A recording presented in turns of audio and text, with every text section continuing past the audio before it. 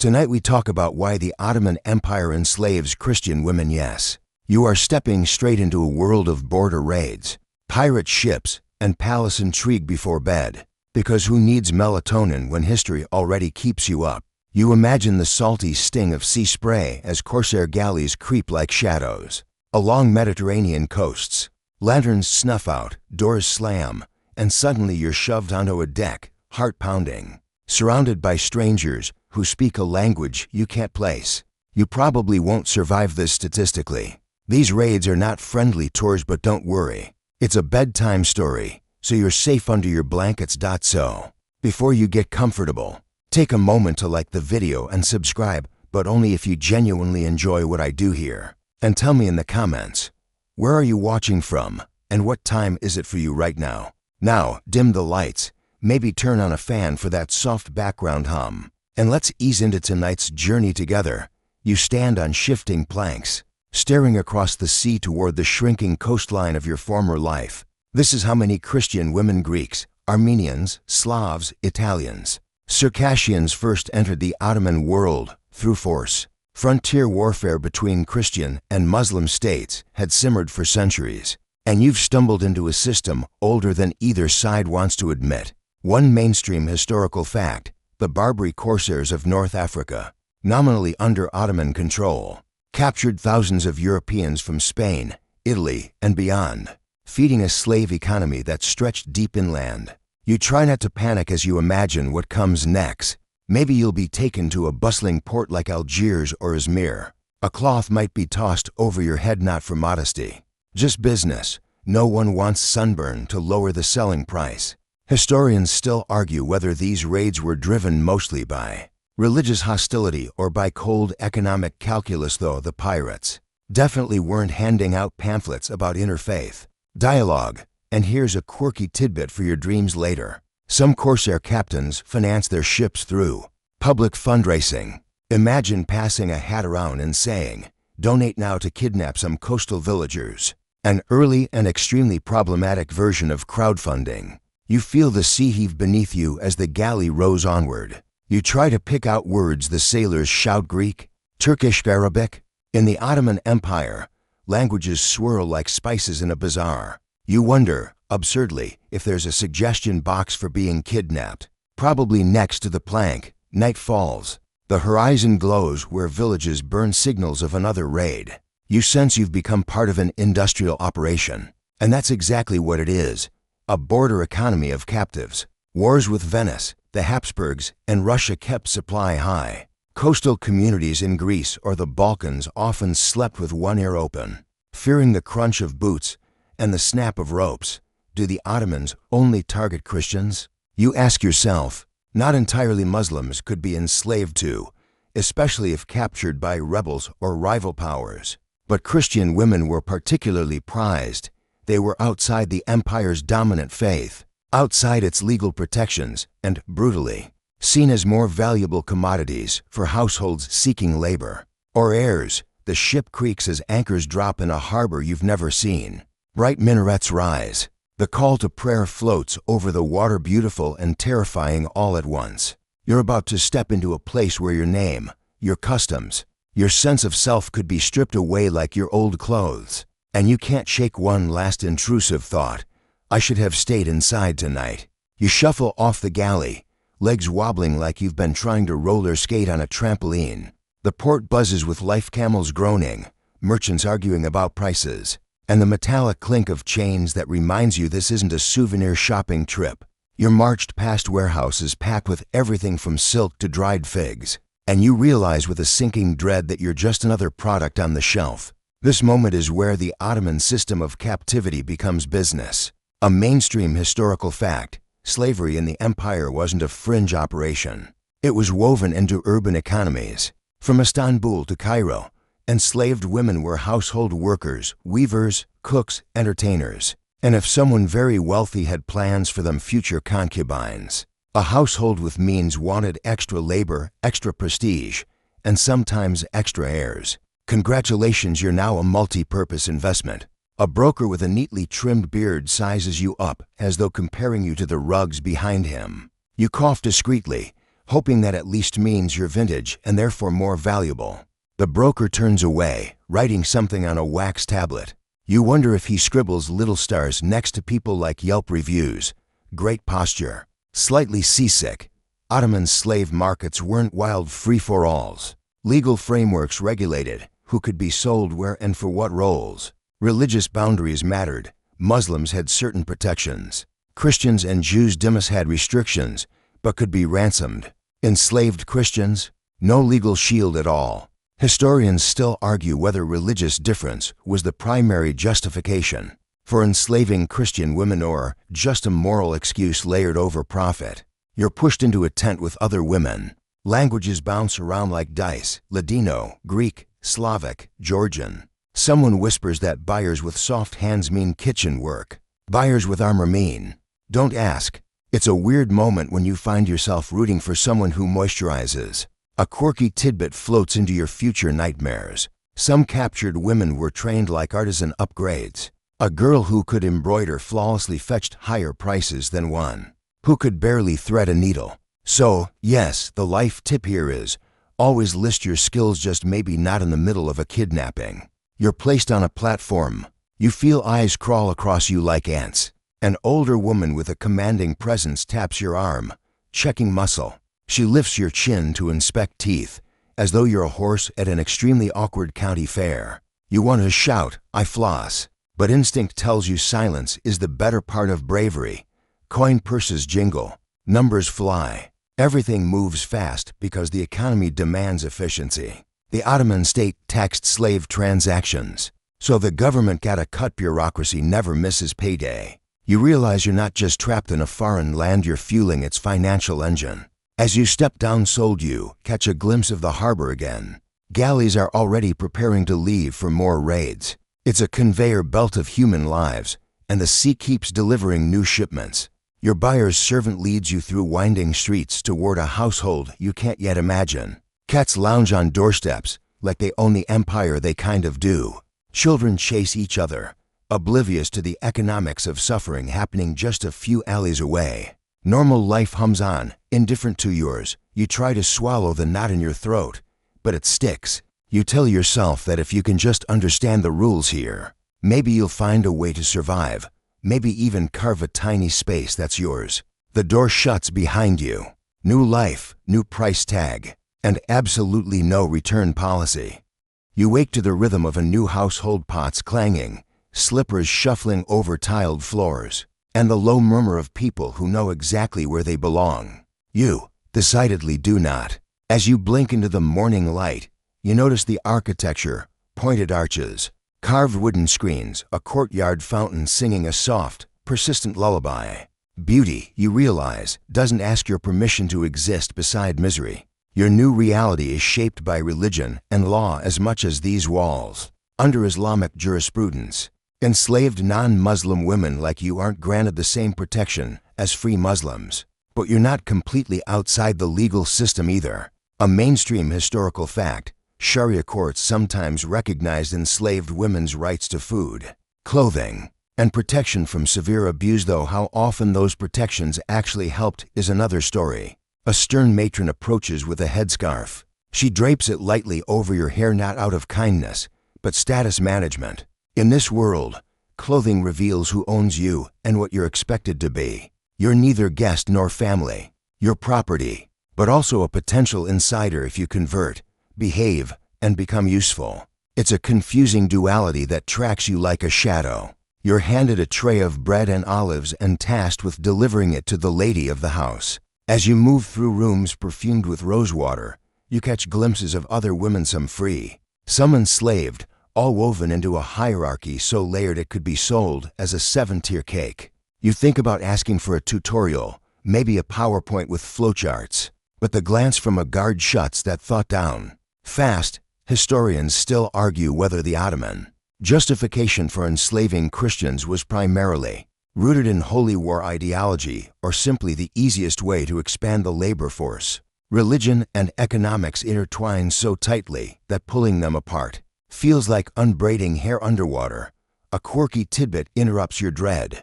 You learn that some households required enslaved women to wear shoes indoors, not a privilege. but a rule to keep floors spotless. Nothing screams I own you like making someone mop and wear fancy footwear that hurts. You deliver breakfast successfully, and that earns you a nod. In this world, a nod is practically a diploma. The lady of the house, a dignified Muslim woman with careful eyes, asks your name. Your real one catches in your throat. Instead, you give the first syllable, and she transforms it into something Turkish-sounding. Just like that, part of your identity becomes an accessory in someone else's life. Religion looms large in every interaction. If you convert to Islam, your status could shift. Emancipation becomes more possible.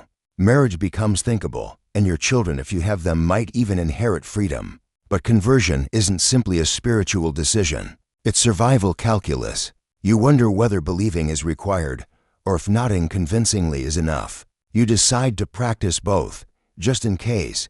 A household tutor strolls by, lecturing someone in Arabic about proper etiquette for serving coffee. Yes, there's a correct angle. You secretly vow to master the ritual, because if you must serve caffeinated diplomacy, you'll do it flawlessly. Later, you're sent to the courtyard to gather laundry and hang it under the sun. The fountain continues its gentle recital, as if mocking you. Flow, flow, flow. You want to tell it to hush, that its serenity feels rude right now. But as the day stretches on, you observe something unexpected. Enslaved women here aren't all silent. Some speak up, negotiate small freedoms, request better tasks, even save wages gifted by kind mistresses. They operate within tight constraints, but they move carefully toward their own futures. For a flicker of a moment, you let hope in. Maybe you can learn the rules. Maybe you can bend them. You look up at the minarets, sunlight catching their edges like silver blades. Faith, law, and status, they might shape your world, but they don't quite own your imagination yet. The days start blending like watercolor soft edges, familiar shapes, always slightly smudged. You rise before the call to prayer, rubbing sleep from your eyes while the household begins to hum.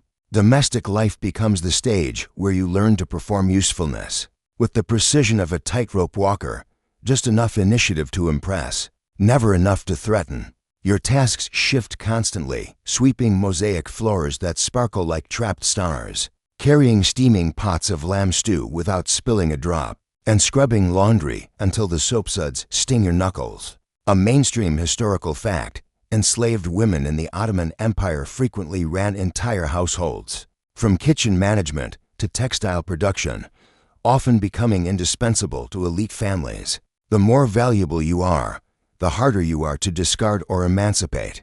It's a twisted version of job security. Some mornings, you serve as a wet nurse to a newborn whose mother is exhausted from court events.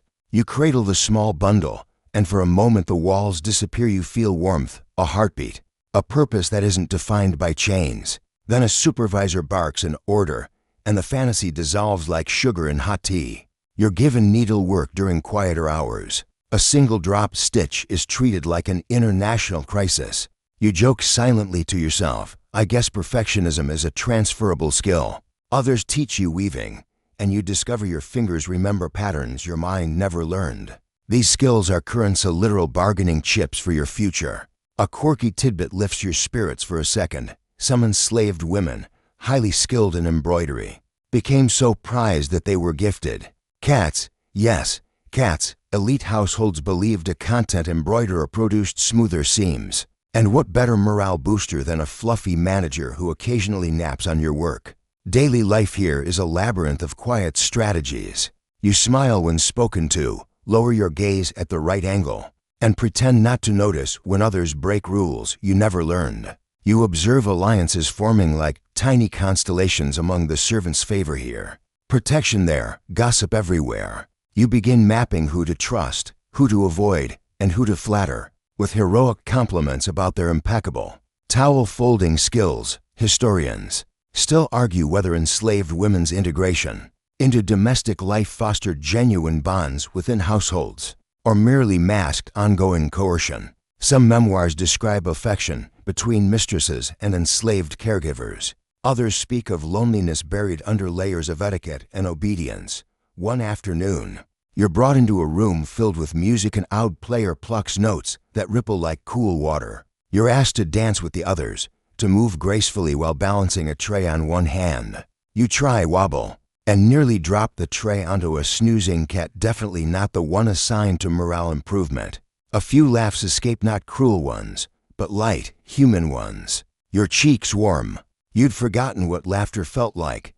The lady of the house watches with a reserved smile. She gestures for you to sit beside her while she sips dark, fragrant coffee. You're learning, she says. Not quite praise, not quite consolation, and acknowledgement that you exist in this space.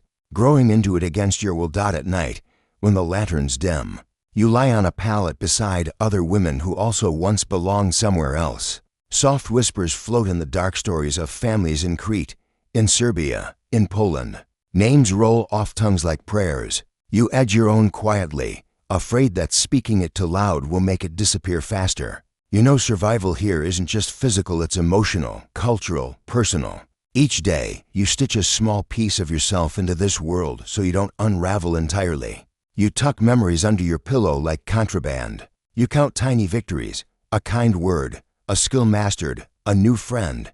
And as you drift toward sleep, you realize something uncomfortable. The household hasn't changed. You have.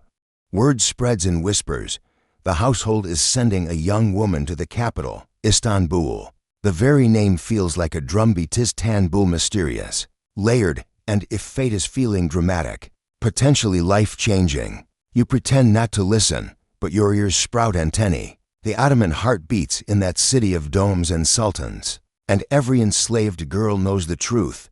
Some from homes like this one are chosen for the imperial harem. One mainstream historical fact: the imperial harem wasn't a seedy den, but a massive political institution inside Topkapi Palace, home to hundreds of women, many of them enslaved Christians, who could rise to extraordinary power. For a select few, going there meant gaining influence over imperial succession, diplomatic decisions, and even military campaigns. Basically, the world's most intimidating sorority minus the Greek letters, plus a whole lot of palace intrigue. You notice the lady of the house paying more attention to you lately. She corrects your posture, critiques your pronunciation, inspects your clothing like she's preparing you for an audition, where the judges hold empires in their palms. When she observes you pouring coffee without a spill, there's a glimmer in her eyes, not affection, but calculation. You're not sure whether to be proud or terrified. Maybe both. And so it happens, you are chosen. Your journey to Istanbul is smoother than your arrival into the Ottoman world. No chains this time. Just seasickness and the constant worry your future might include someone yelling, "Off with her head," if you fold a towel incorrectly. The skyline comes into view. Soaring minarets, palaces draped in sunlight, seagulls screaming aggressively like unpaid security. Guards. Historians still argue whether the empire's preference for non-Muslim women in the harem stemmed from a desire to avoid powerful in-law families or simply an aesthetic fascination, because apparently, in the 16th and 17th centuries, fashion trends included strategic ethnic diversity. Children born of enslaved concubines became Muslim elite. Mothers gained influence.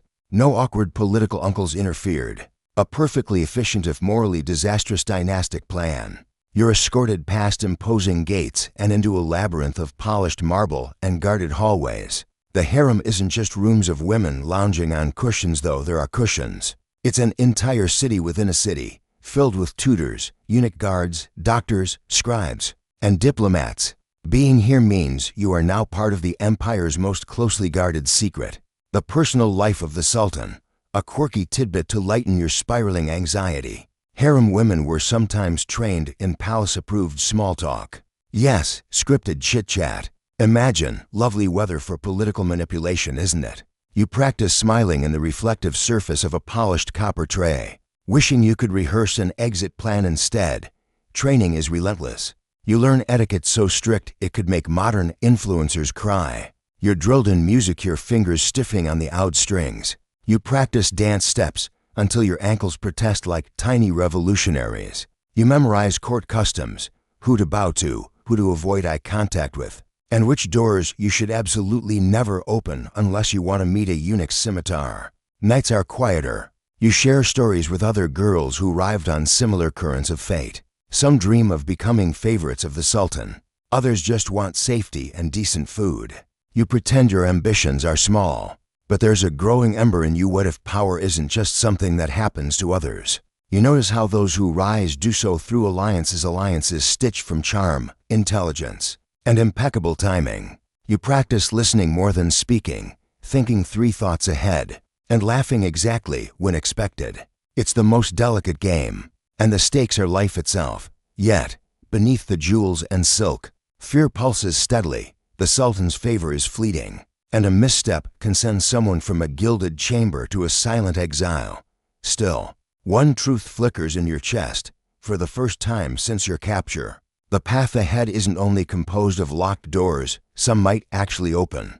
Your training sharpens you into someone who glides instead of walks, who answers quickly but never too boldly, who studies faces like maps leading either to opportunity or the dungeon. Yet even here behind silk curtains and guarded gates, whispers of freedom drift like jasmine on the breeze. Ransom, a mainstream historical fact. Throughout the Ottoman Empire, a full-blown ransom economy thrived. Christian families, churches, and European states often paid substantial sums to retrieve captured women. Entire religious orders, the Mercedarians and Trinitarians, for example, devoted themselves to negotiating and fundraising to rescue captives. Freedom, ironically, could be one of the most expensive luxuries. You sit in the shadow of a courtyard fig tree, practicing embroidery, when a eunuch quietly calls your name. A visitor waits, a broker representing people from your birthplace. Your heart slams against your ribs so loudly you're amazed no one else can hear it. He shows a sealed letter, proof your family knows where you are. They have found you. They are trying. Historians still argue whether most families succeeded in securing ransoms or whether these negotiations dragged on until captives were too assimilated or too entangled in palace politics to leave. The process could take months, years, or never come at all. The broker's words come carefully measured. The sum demanded for your freedom is high, and your value is rising daily as you progress through palace training. The clock is ticking but upward. You suddenly become an investment whose price appreciates with every new talent. Congratulations! You want to laugh and sob simultaneously. A quirky tidbit: some European negotiators disguised themselves as merchants or even entertainers, just to get into Ottoman slave markets unnoticed. Imagine a friar juggling oranges while subtly asking, "Hey, have you seen a girl from Naples about yay high?" But even the hope of ransom creates tension.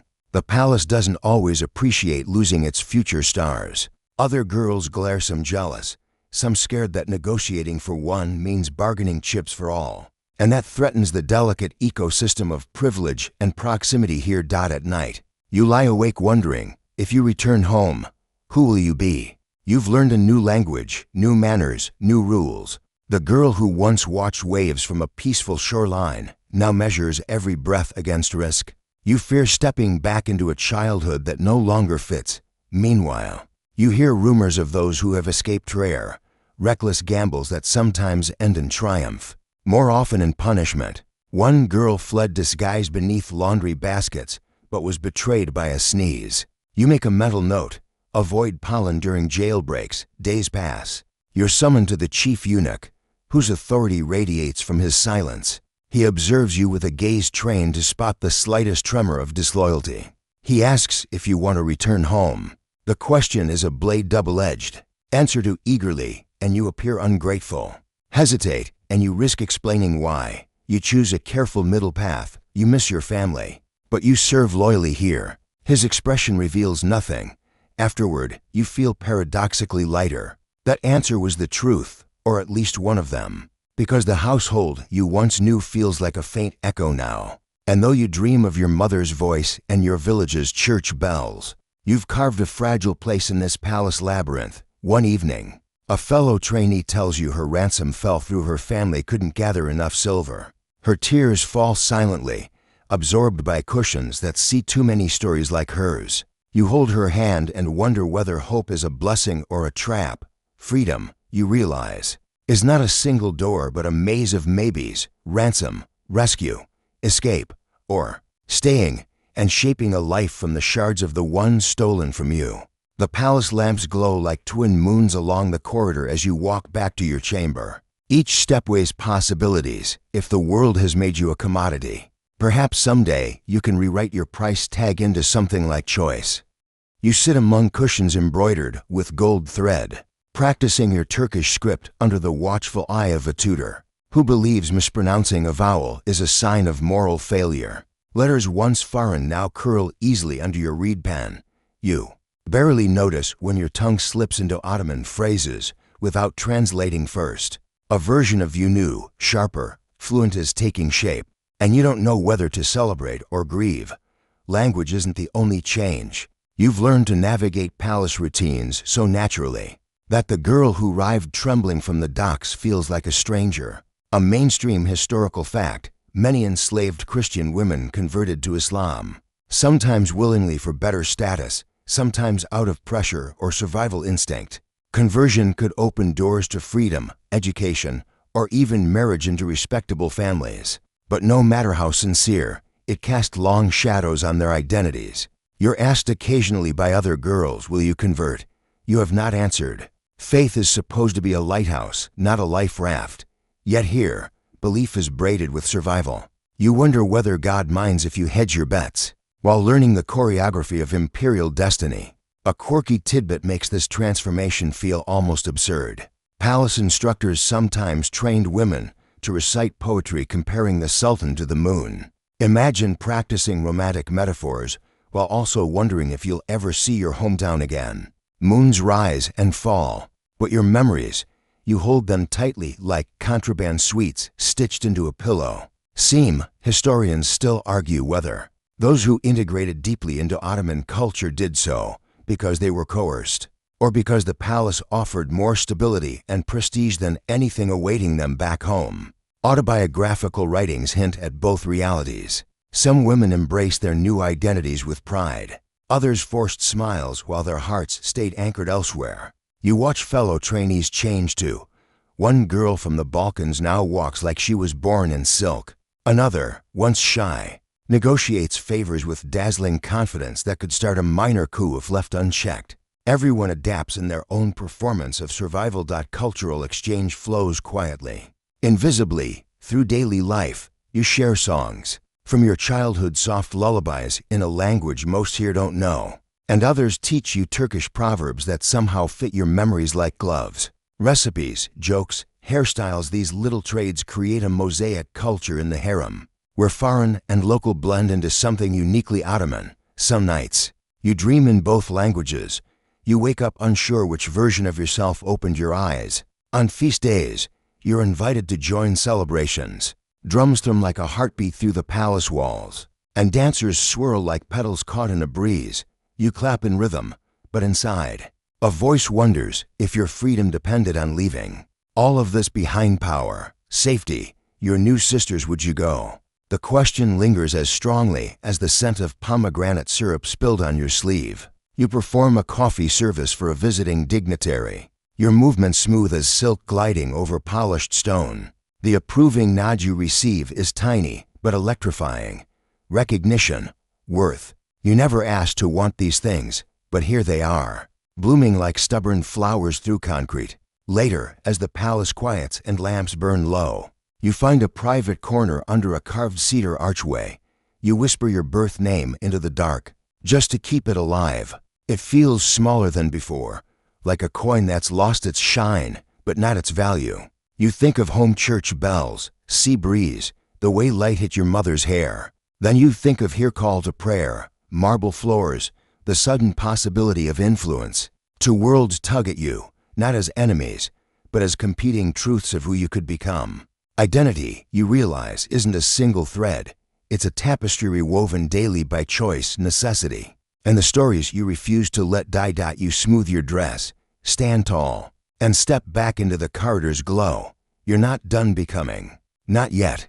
You linger now on a question that refuses to sit quietly in the footnotes. What happens to a girl when she becomes someone else on paper and everyone pretends the original person never existed? Inside the Ottoman world, conversion to Islam could transform a captive woman's legal status entirely. One moment she was a commodity bought in a market, the next she was a member of the dominant faith, entitled to new protections, but not necessarily to freedom. It's like being handed a VIP badge that doesn't actually let you leave the building. Historians still argue whether conversion was mostly coerced, subtly incentivized, or sometimes sincerely embraced, especially by younger captives who barely remembered the homes they'd lost. That debate wins through every attempt to understand their lives. Some conversions meant a real upward step, a new name, new clothing, new language, new family, perhaps even marriage into the household. Others, a thin mask stretched over the same constraints. Like swapping prison stripes for a fancy robe. Your feet take the softer path, carpets instead of cobblestones, into the private heart of the home, the harem, not as a lurid fantasy invented by Victorian painters, but as an intensely regulated domestic world. Here, enslaved Christian women might become odalisques, attendants trained in skills that smoothed elite life: weaving, needlework, massage, music, storytelling. One mainstream fact: some of the most exquisite Ottoman textiles were woven by enslaved women, whose identities never reached the record books. They embroidered magnificence while quietly stitching their own anonymity. And yet, within this sequestered realm, power could sprout like unexpected vines. Many Christian-born women who converted took on respected roles: governesses, estate managers, trusted companions. A few rose into the Haseki ranks, favored partners of the Sultan himself, wielding political influence that European queens might envy. Imagine explaining to a Renaissance nobleman that a former farm girl from Serbia now determines the succession plan of the most powerful empire in the region. You'd see a monocle pop. But let's tug a thread from the shadows. Not every girl was groomed for greatness. Some were quietly sold into smaller urban households or rural estates. Their conversion didn't lead to privilege but to immersion, new chores, new dialects, new expectations. A quirky tidbit: conversion could sometimes be signaled by the gift of a single pair of red leather slippers, flashy, yes, but not exactly emancipation in shoe form. Still, those slippers meant she could walk the city without attracting the wrong kind of official attention. Family ties fray in this process. Once converted, a woman was legally Muslim. Returning to Christian relatives became tangled in accusations of apostasy. Her mother might still pray for her across the sea, but the empire's legal system insisted she was no longer that person.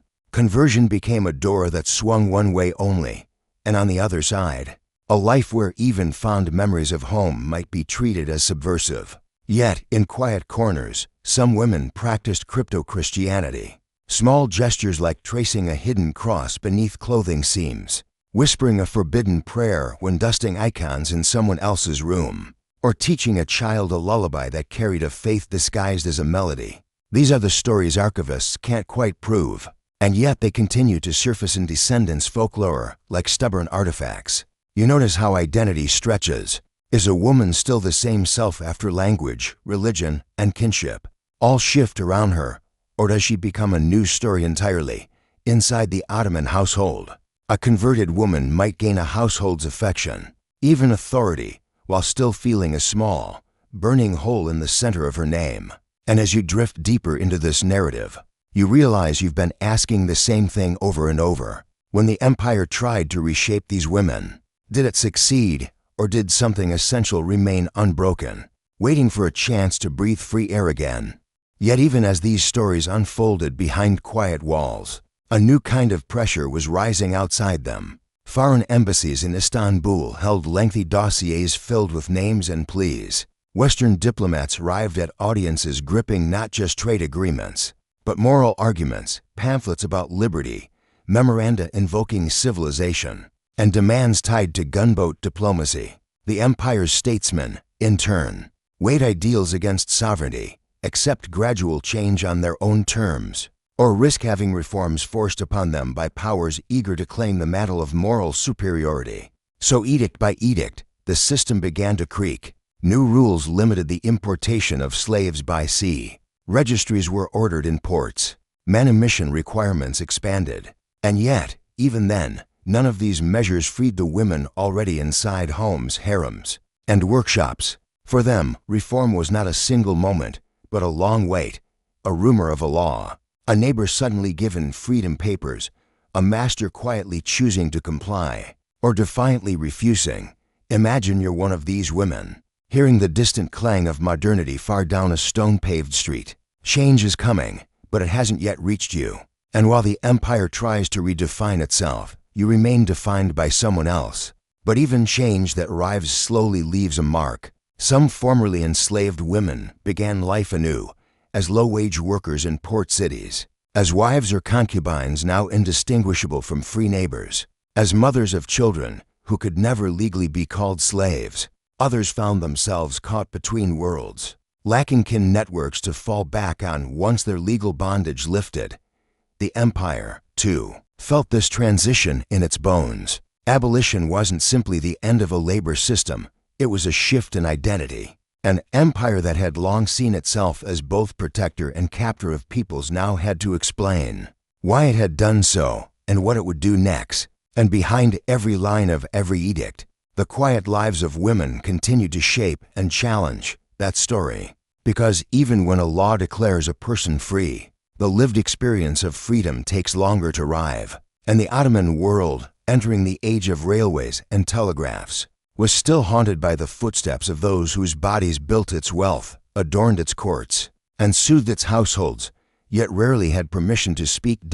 And now, at last, you stand within the present, looking back along a path paved with silences, because the enslavement of Christian women in the Ottoman Empire is a history that hides in between others. For generations, European writers framed these women as innocent symbols of national suffering, martyrs whose captivity justified crusading rage or patriotic grievance. Ottoman chroniclers, meanwhile, often erased them entirely, preferring to celebrate the empire's grandeur rather than dwell on lives held in constrained rooms and guarded courtyards. So the archive is sparse, and that sparsity itself becomes part of the story. What does it mean that many of these women left only fragments, not full testimonies? A baptismal record marked vanished, a court petition scribbled by an advocate on their behalf, a manumission deed with no explanation of the years that preceded it, a name altered after conversion, making its earlier bearer vanish like smoke. Yet even fragments insist on being noticed. Modern historians piece together clues, maritime insurance claims for lost cargo, who were in fact human beings, ransom society ledgers listing mothers, daughters, sisters by first name and nowhere else, Ottoman household account books that record to girls purchased, one from Trebizond, and in this forensic work, the women reappear, sometimes only as a silhouette in the corner of a page, but unmistakably present. Debates continue. Was their experience typical of global slavery or fundamentally unique? Were most treated with relative care in private households? Or does that assumption soften a harsher truth? How many converted sincerely, and how many did so because survival demanded it? Historians argue over terminology. Should we call converted concubines slaves if they wielded influence later in life? Does empowerment negate the violence of origin? There are no easy answers, only a refusal to forget. And still, the memory of these women lives not just in scholarship but in families. Across Greece, Italy, Ukraine, the Balkans, the Caucasus, whispered in stories about the great-grandmother who disappeared, or the ancestor who returned but never spoke the old language again. In Turkey, too, some people trace their lineage to women who arrived as captives but became mothers of citizens. A quiet truth carried in DNA and domestic customs. You feel now how history folds, captor and captive, empire and subject, forgetting and remembrance bound together. To understand the Ottoman past, one must trace the threads of women who crossed its thresholds unwillingly, yet transformed the households they entered. History is not merely what nations declare. It is what women endured, negotiated, and remade. So you reach the end of this long corridor of stories and realize it has no true ending at all. The legacy persists in cultural echoes, in contested borders, in the politics of identity, in the way descendants speak or avoid speaking about where they come from. And if you listen closely, you can still hear soft footsteps moving along palace tiles, across ship decks, through market stalls, a reminder that the history of empires is always also the history of those they tried to keep unseen.